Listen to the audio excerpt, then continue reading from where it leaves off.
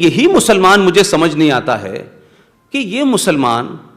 जब उन मोहम्मद साहब के नाम से जैश ए मोहम्मद बनाई जाती है,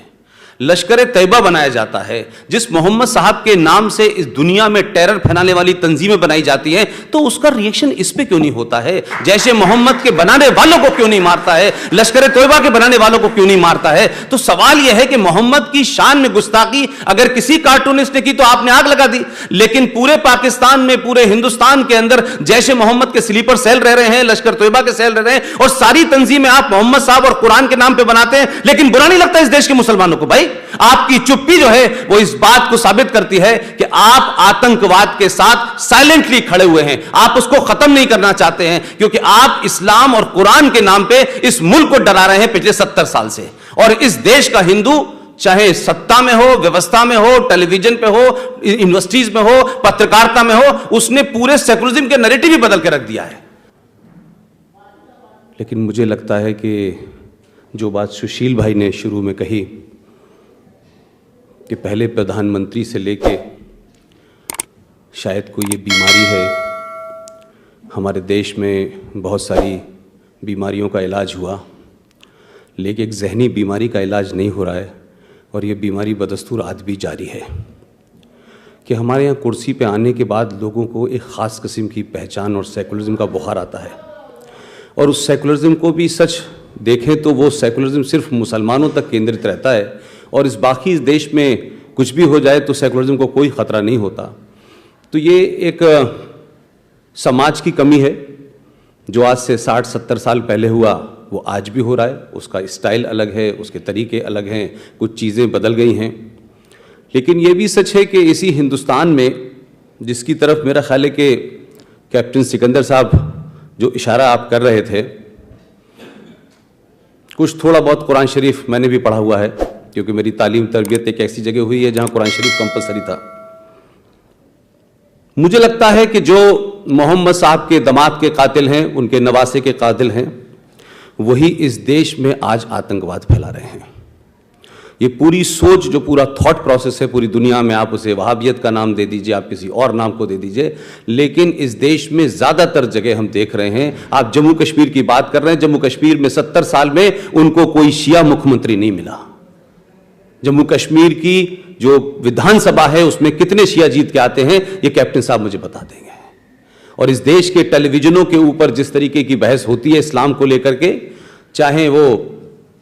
रहमानी हो, शैतानी हो, बेग हो, असलम हो, फारूक हो, जितने भी ये इंटेलेक्चुअल आते हैं, मैं कहता हूं इस देश को AK-56 के खतरे से ज्यादा इस देश के इंटेलेक्चुअल टेररिज्म से खतरा है। ये बौद्धिक आतंकवाद इस देश में जो है वो सबसे बड़ा खतरा है। लोग बड़े बड़े पदों पे बैठते हैं, लोग बड़ी बड़ी डिग्रियां लेते हैं, लोग बड़े बड़े अवार्ड लेते हैं, लेकिन उनकी मानसिकता उन अवार्ड से बदलती नहीं है। उससे वो समाज में एक स्टेटस प्राप्त करते हैं, लेकिन जब मुंह खोलते हैं तो उनकी बात में और मूसा की बात में और दुजाना की बात में कोई फर्क नहीं होता। वो हामिद अंसारी हो,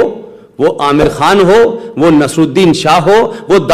आप किसी का भी नाम ले लीजिए, जब मुंह खोलेंगे तब कोई ना कोई ऐसी बात करेंगे जिससे इस स्टेट के सेकुलर कैरेक्टर के ऊपर सवाल उठाया जाए। लेकिन इस देश में एक फैशन है कि आप गाली दे दीजिए, ये राइट विंगर है, ये बीजेपी का दलाल है, ये RSS का दलाल है, ये बहुत आसान है। लेकिन मैं फिर भी कहता हूं कि जहां मैं पैदा हुआ मुझे तब RSS के बारे में नहीं पता था और अभी भी कुछ बहुत जानता नहीं हूं, लेकिन मैं फिर भी कहता हूं कि अगर कोई ये कहे कि भाई आप RSS के दलाल हैं, तो मुझे लगता है कि शायद थोड़ी बहुत इसमें इज्जत है, लेकिन हम जैशे मोहम्मद के दलाल नहीं हैं, हम लश्कर तैयबा के दलाल नहीं है भाई, हम ISI के दलाल नहीं है, लेकिन हम इस बात को कह नहीं पा रहे हैं। इस देश में अंबर भाई आपको पता होगा कि डेनमार्क में किसी ने कार्टून बना दिया था।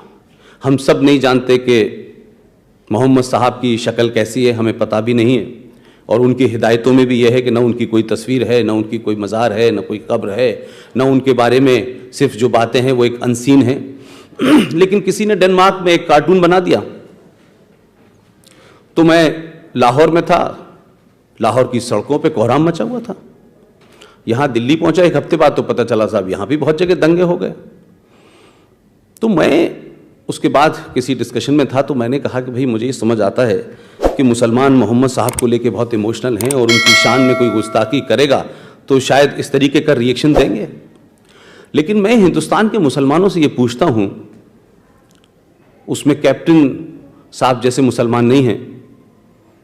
कि एक आदमी ने बगैर किसी सोचे समझे किसी की शक्ल बना दी और कहा ये मोहम्मद साहब हैं, उस पर बना डेनमार्क में, आप दिल्ली में दंगा कर रहे हैं, आप अलीगढ़ में दंगा कर रहे हैं, आप लाहौर में दंगा कर रहे हैं। लेकिन यही मुसलमान, मुझे समझ नहीं आता है कि ये मुसलमान जब उन मोहम्मद साहब के नाम से जैश ए मोहम्मद बनाई जाती है,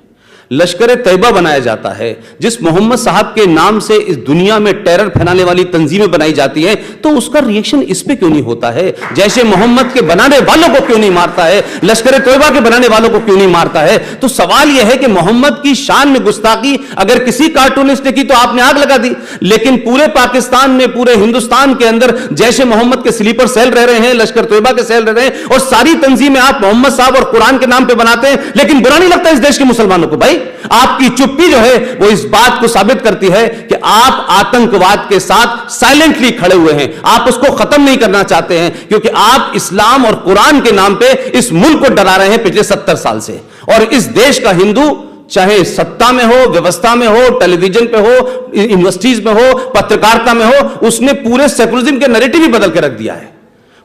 मैं नहीं समझ पाता इस बात को लेकर के कि भाई आप हिंदू हैं, मुसलमान हैं, ये अपनी जगह हो सकता है, इस पे कोई डिबेट का मसला नहीं है। लेकिन आप मुझे बताइए कि इस देश में हमारी सरकारों ने जो गलती की वो तो की, समझ में आता है, लेकिन ये कैसे मुमकिन है कि जम्मू कश्मीर में कुछ हो? जम्मू कश्मीर के बारे में पंडित जी आपने कहा, आप बताएं कि क्यों लोग, इन देश के हमारे लोगों ने नहीं पूछा, ये सवाल क्यों नहीं उठाया कि जम्मू कश्मीर में जो साहब चीफ मिनिस्टर बने इस सरकार की मदद से, वो 1990 में देश के क्या थे? वो भारत के गृह मंत्री थे और पहले मुसलमान गृह मंत्री थे। तो उन्होंने कश्मीर में क्या कारनामा करा वो सबको पता है कि उनकी बेटी गायब हो गई और फिर आतंकवादी छोड़ दिए गए, मेरा उस पर डिबेट नहीं है। लेकिन 1990 में ही तो कश्मीरी पंडितों को मार के कश्मीर से निकाला था। तो इस देश में किसी ने पूछा नहीं भाई, इस गृह मंत्री का गलेवान किसी ने क्यों नहीं पकड़ा? लेकिन एक बमूला कोई मर जाता है, आत्महत्या कर लेता है, लेकिन प्रधानमंत्री रोने लगता है भाई उसके ऊपर। एक बमूला को कोई मार देता है तो प्रधानमंत्री चिंता हो जाती है, पूरे देश में संसद के अंदर हंगामा हो जाता है।